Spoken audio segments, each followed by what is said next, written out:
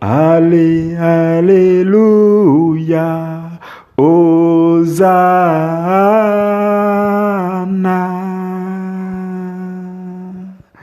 Allez, alléluia, Hosanna.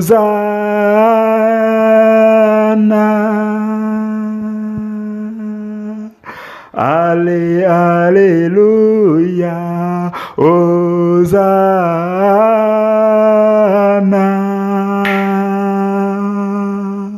Allez, alléluia, Hosanna.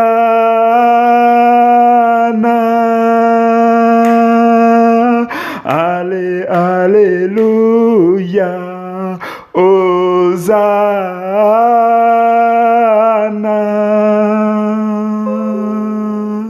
Allez, alléluia, Hosanna.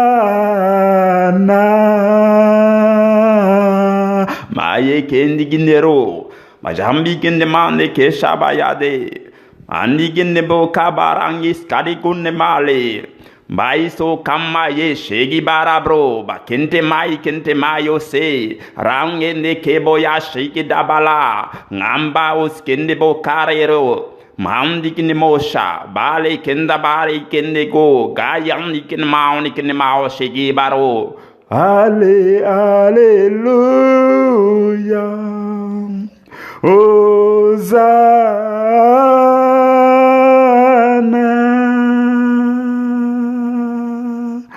Allez, alléluia, Hosanna.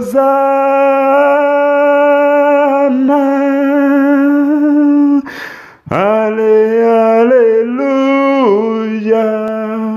Hosanna. Seigneur, nous sommes ici pour aimer une seule personne. Nous sommes ici pour contempler une seule personne. Nous sommes rassemblés sur cette famille parce que nous aimons une seule personne. Et nous voulons que notre amour pour cette personne grandisse. C'est Jésus-Christ de Nazareth, le roi de gloire, le Seigneur des seigneurs, le Dieu vivant, le Dieu puissant. Il est le Seigneur, il est le puissant, il est le roi, il est notre Dieu. Et c'est lui que nous adorons et c'est lui que nous chantons, que nous magnifions, que nous contemplons. Et nous chantons pour lui, nous disons qu'il est Alléluia et il est Hosanna. Allez, alléluia, Hosanna.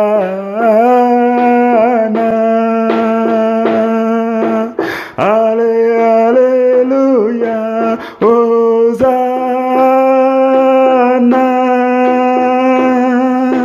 Allez, alléluia, Hosanna.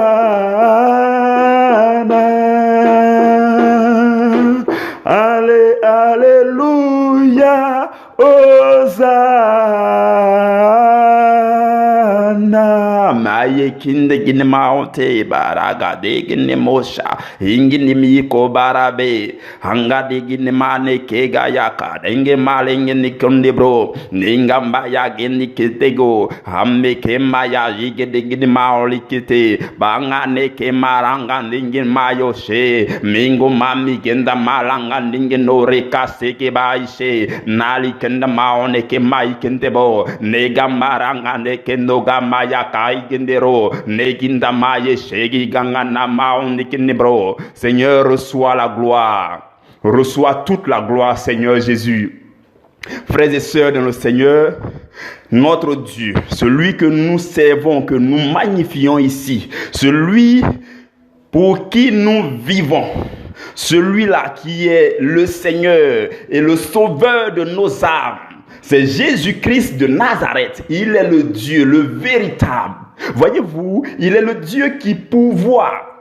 Vous voyez, quand vous lisez le livre de Genèse, la Bible dit que Dieu a pourvu au bélier pour le sacrifice qui devait remplacer Isaac. Et là, on dit que ce lieu-là a été appelé Yahvé-Jiré. Et lorsque Jésus-Christ, que nous adorons, va apparaître sur la terre, il va s'approprier ce nom Yahvé-Jiré. Quand vous lisez dans Matthieu 14, Jésus est allé nourrir 5000 personnes. Et il va quitter là, il va encore aller nourrir 4000 personnes dans Matthieu chapitre 15. Voilà pourquoi il est le Yahvé-Jiré. Le véritable Yahvé-Jiré, c'est Jésus-Christ. Il mérite que tu l'adores. Il mérite que tu le magnifies. Il mérite que tu le célèbres. Il mérite que tu le glorifies au-delà de tout. Il est le Seigneur. Il est le Dieu qui guérit. La Bible dit dans l'ancien temps que Dieu guérissait son peuple.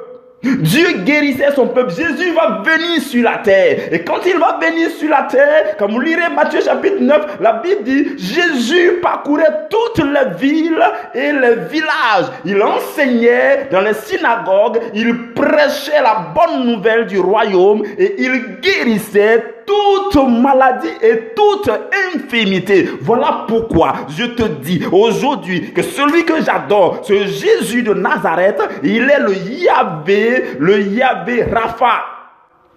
Il est le véritable Yahvé Rapha. C'est lui le Yahvé Rapha. Il guérit. Et comme il a guéri hier, il peut encore guérir aujourd'hui. Voilà pourquoi, pendant que tu m'entends, je prie que la conscience de la puissance du nom de Jésus augmente en toi. Et que tu crois davantage à la puissance de son nom. Le nom qui guérit. Le nom qui restaure. Le nom qui régénère.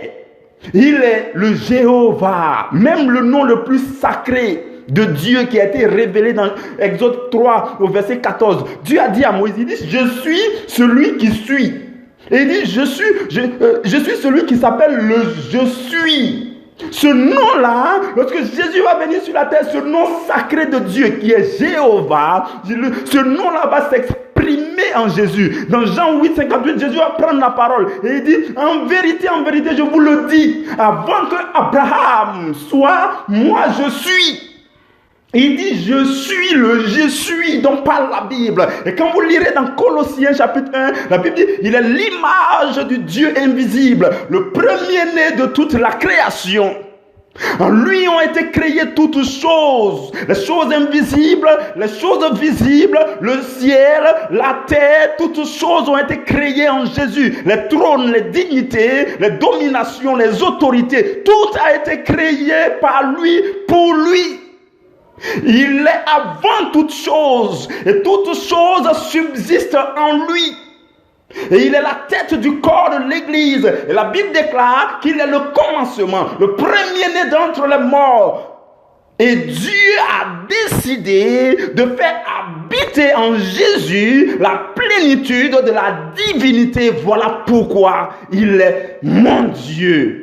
Et je désire qu'il soit ton Dieu à compter d'aujourd'hui. Je désire que ton battement de cœur pour Jésus soit différent. Je désire que ce que tu ressens pour le Seigneur Jésus soit différent, mon frère, ma soeur qui m'entend.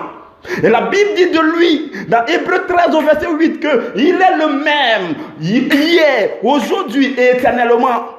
Ce qu'il a fait hier, il le fait aujourd'hui.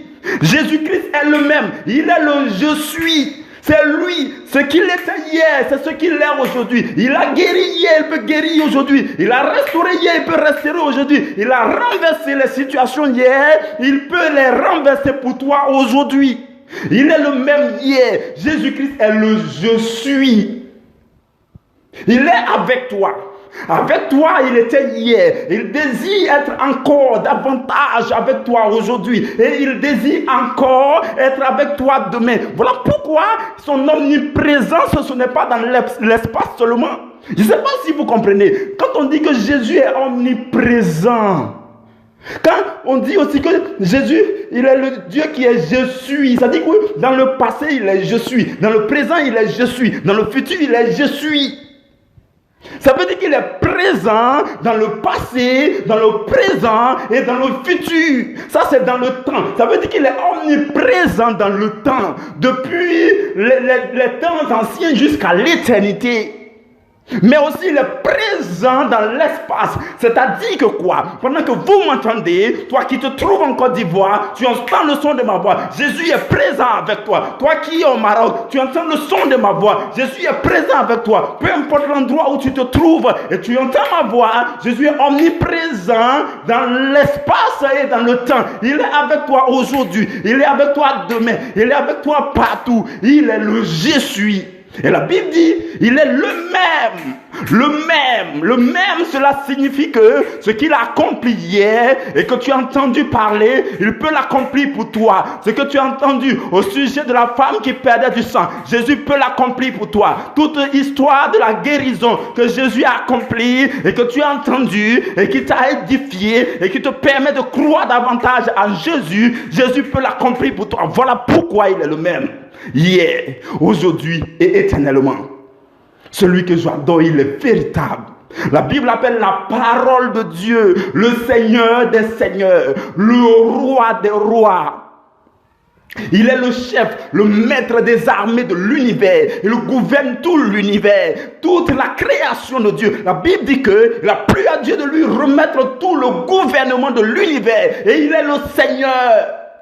Il est le Seigneur et la puissance que contient son nom, mes frères et mes sœurs.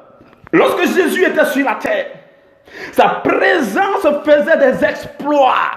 La puissance de Dieu l'accompagnait. L'onction de Dieu l'accompagnait dans toute sa plénitude. Et Jésus faisait des miracles, des guérisons. Et lorsque Jésus est parti, la chose ne s'était pas terminée. Non, la chose a continué jusqu'à aujourd'hui. Parce que là, le nom de Jésus est égal à Jésus. Toute la puissance qui résidait en Jésus a été transférée dans son nom. Voilà pourquoi il t'a dit, il m'a dit, il nous a dit, allez et en mon nom, faites ceci, faites ceci, faites cela. Le nom de Jésus est la puissance elle-même. Et si tu as la conscience de la puissance du nom de Jésus et que tu marches avec cette conscience, tu vas marcher dans le surnaturel chaque jour et chaque instant de ta vie. Voici celui que j'adore.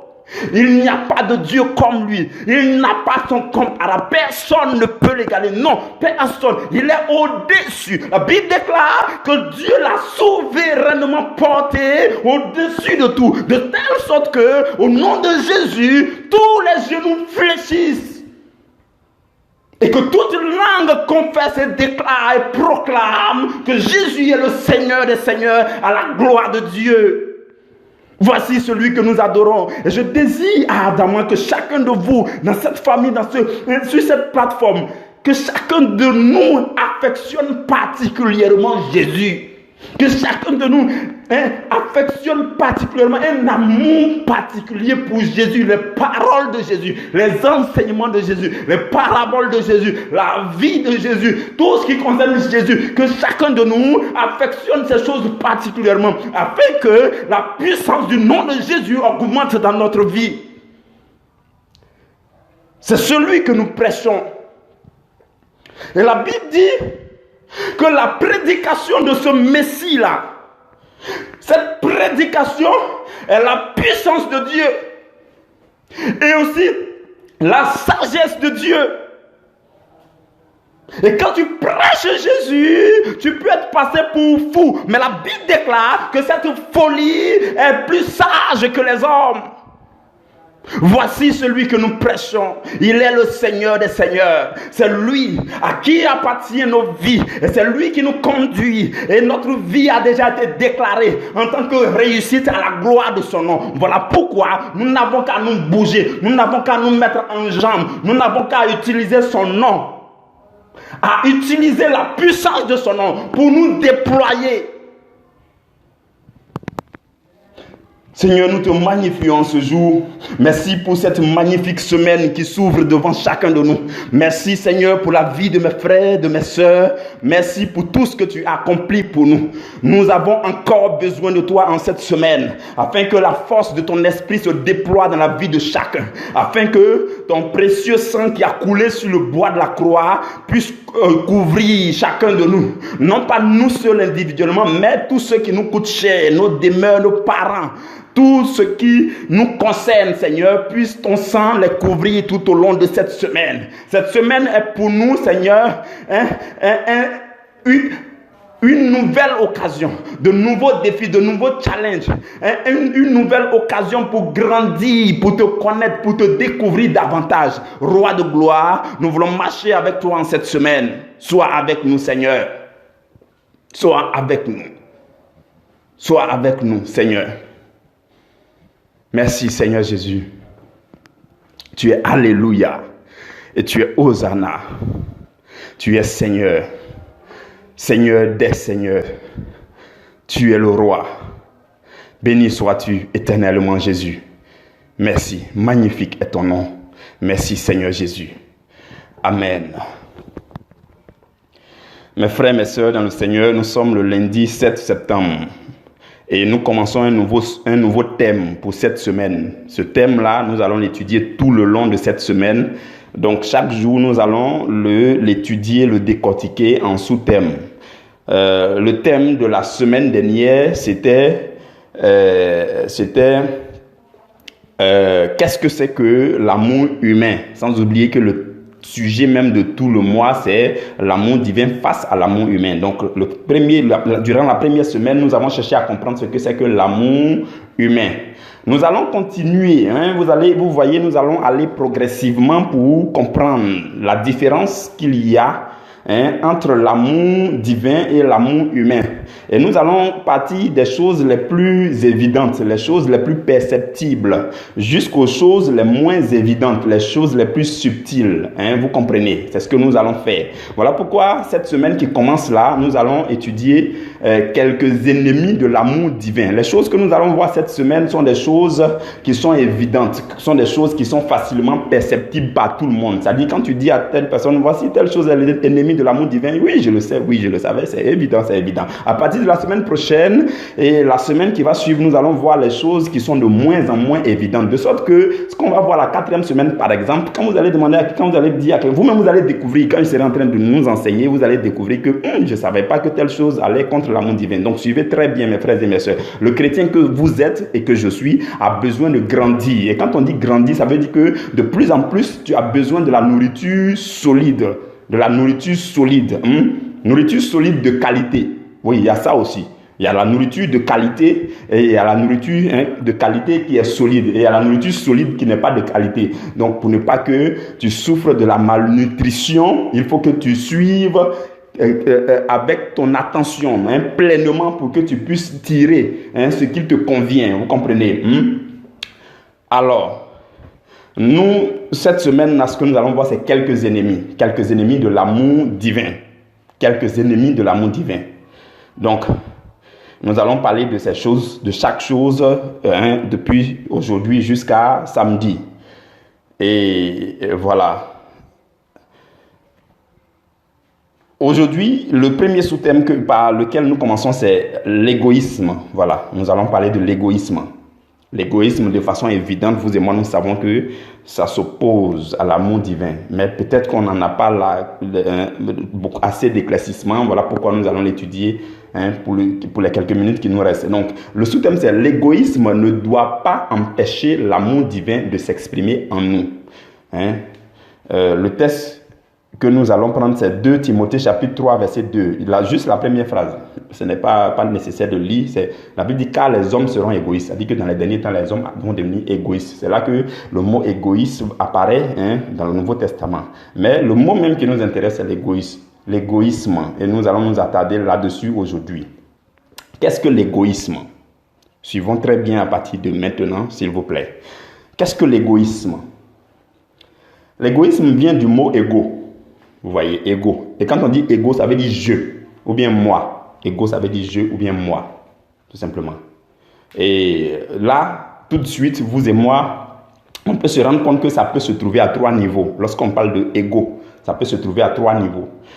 On peut faire allusion à son propre esprit lorsqu'on dit je, ou bien on peut faire allusion à son âme lorsqu'on dit je, ou bien on fait allusion à son corps lorsqu'on dit je. Donc l'ego se trouve à 3 niveaux, puisque l'homme est tridimensionnel, esprit, âme et corps. Donc quand tu dis je, si on ne te suit pas très bien, on ne sait pas de qui tu parles. Tu peux parler de ton corps en disant je, ou bien tu peux parler de ton âme en disant je, Ou bien tu peux parler de ton esprit en disant je. Voilà pourquoi l'égoïsme se trouve à 3 niveaux. Donc quand on dit quelqu'un est égoïste, faites attention pour comprendre. C'est quel type d'égoïsme? Est-ce que c'est l'égoïsme relatif à la chair, au corps, ou bien c'est l'égoïsme relatif à l'esprit? Donc il y a 3 formes d'égoïsme. Vous voyez, à partir de ce que nous venons de dire, il y a 3 formes d'égoïsme. Donc l'égoïsme même en lui-même, c'est une tendance. Quand tu tends à privilégier tes propres intérêts, c'est ça qu'on appelle égoïsme. C'est celui qui a toujours tendance à privilégier ses propres intérêts. C'est-à-dire que lui, il parle de ses intérêts, il veut que ces choses-là lui appartiennent, il ramène tout à lui. On en peut entendre parler aussi de égocentrisme. C'est presque la même chose, vous voyez. Donc, au lieu de voir les intérêts des autres, lui, toujours, c'est son propre intérêt, ses propres intérêts. Au lieu même de voir l'intérêt de Dieu, non, lui, il voit ses propres intérêts. C'est ça, l'égoïsme.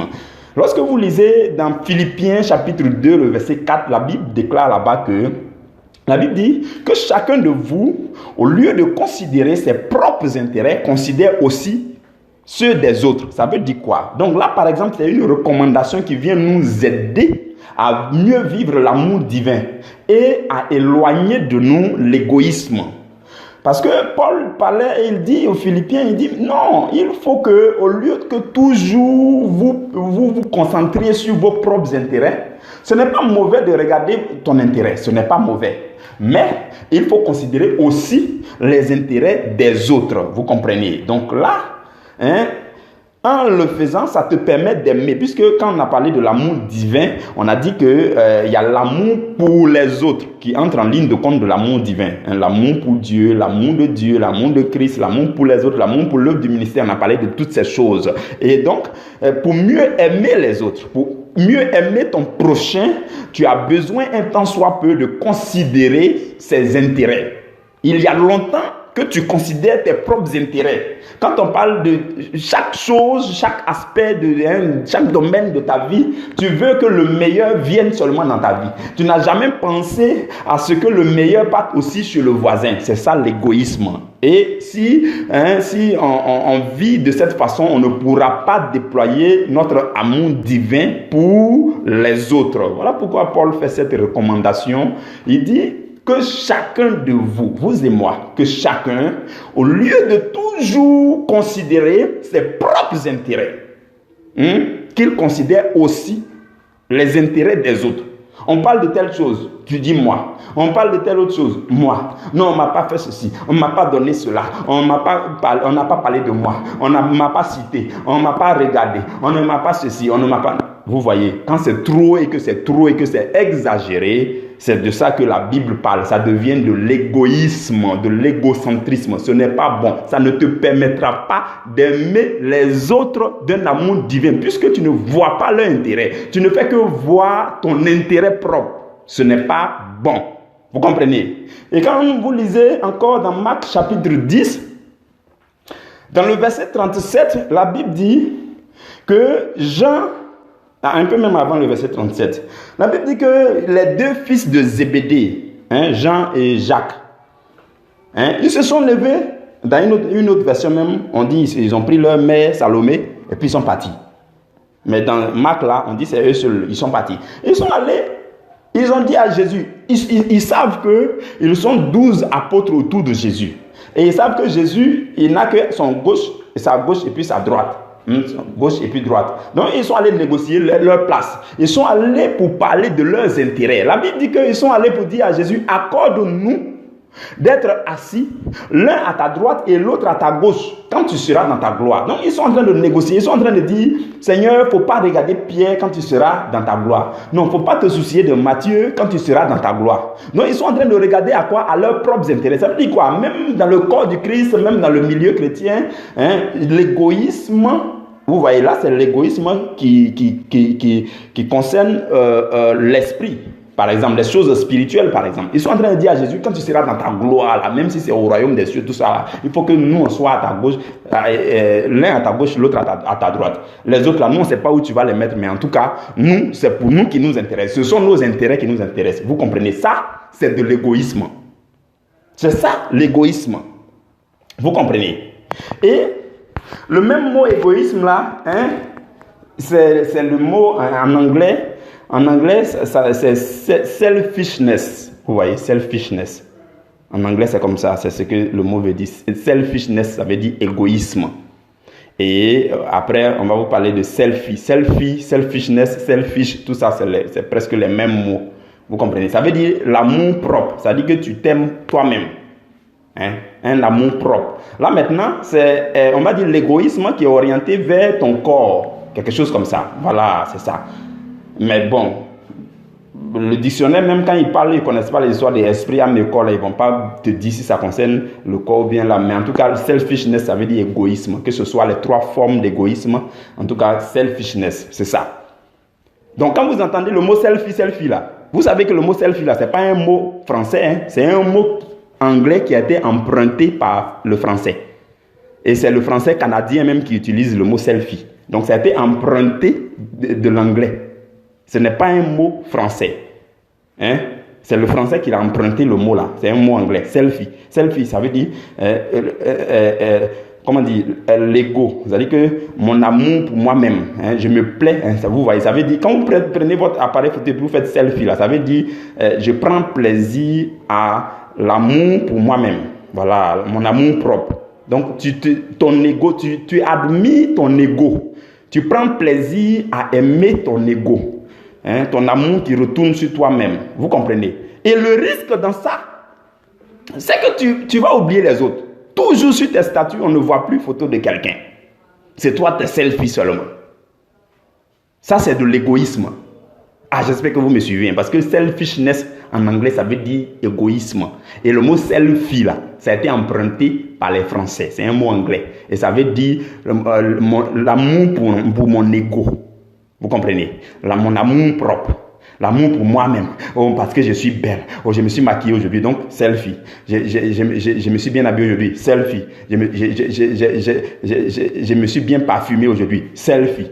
Vous comprenez? Et au moment où vous allez vous en rendre compte, vous avez oublié qu'il y a d'autres personnes autour de vous qui ont besoin d'être admirées, d'être appréciées. À qui on peut dire aussi, ah, tu es belle, oh ma chérie, tu es belle. Vous oubliez les autres, votre selfie là, ça vous renvoie à vous seul. C'est de l'égocentrisme, c'est de l'égoïsme. C'est des choses que l'ennemi prépare petit à petit. Pour le moment, c'est charnel, hein, c'est relatif au corps. Mais peut-être demain, quand tu seras dans un groupe chrétien, ou bien quand tu seras dans une communauté, hein, comme tu as eu l'habitude de ne faire que des selfies sur tes statuts, c'est toi, tes photos, même, hein, vous voyez. Donc, ton amour propre là peut aller s'exprimer dans le milieu chrétien là-bas. Arriver là-bas, quand on dit telle chose, tu dis moi. Quand on dit telle autre chose, moi. Quand on dit telle chose, moi. Quand on dit telle chose, c'est moi. Vous voyez, c'est comme ça que les choses peuvent commencer. Et même pour les choses spirituelles, je vous ai parlé de 3 formes d'égoïsme. Il y a l'égoïsme qui se concentre sur l'esprit. Ça veut dire quoi? Quand toi, tu veux avoir tous les dons spirituels.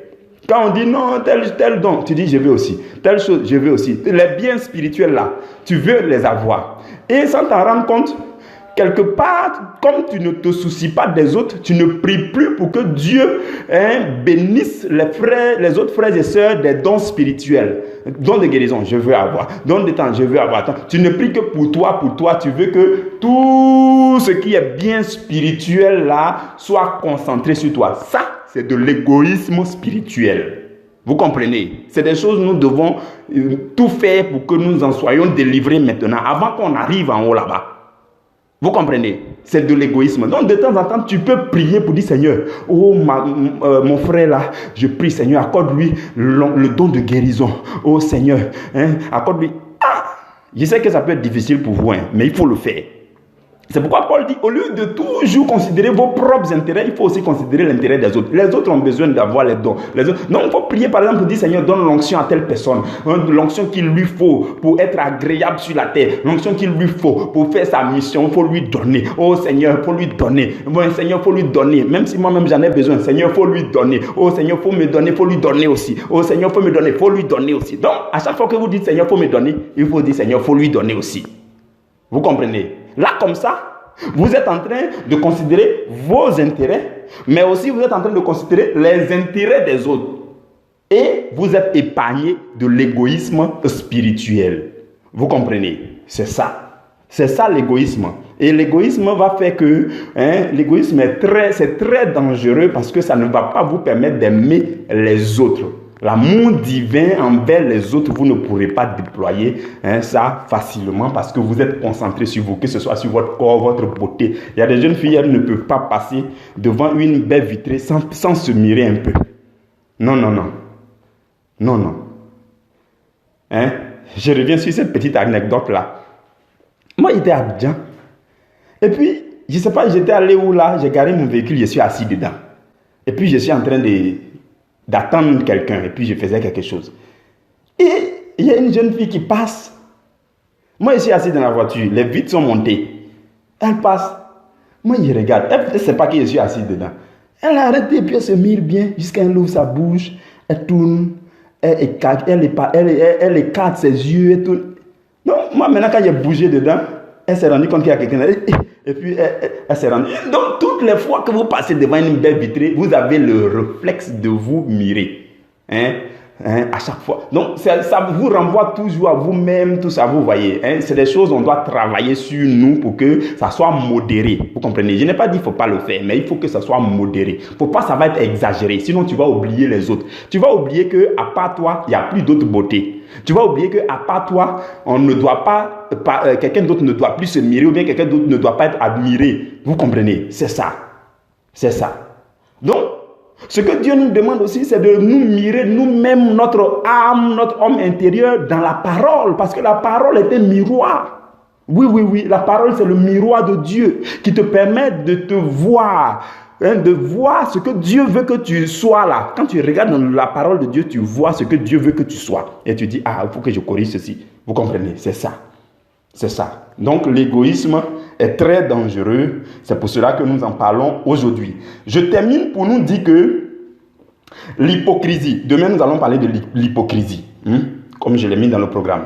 L'hypocrisie, qui est le sous-thème de demain, c'est un degré supérieur de l'égoïsme. Demain, nous allons découvrir. Et l'orgueil. Nous allons parler de l'orgueil mercredi et puis jeudi. L'orgueil, c'est le top niveau même. Le top niveau de tout ça. Donc, égoïsme, ça commence par égoïsme. Après, si on ne t'avertit pas comme on est en train de faire aujourd'hui, si tu ne prends pas des résolutions pour te calmer, pour te maîtriser, ça peut devenir hypocrisie. Et si tu ne fais pas attention que ça continue, ça peut devenir de l'orgueil. L'orgueil, c'était le premier péché. Le péché qui a été commis par Satan. C'est dangereux. Et Satan prépare les gens petit à petit pour qu'ils parviennent à l'orgueil. Mais ça ne sera pas ton cas au nom de Jésus. Voilà pourquoi nous sommes là. Et par le Saint-Esprit, tu vas entendre des choses qui vont te transmettre la force nécessaire pour changer. Que Dieu te bénisse. Rendez-vous demain à la première heure.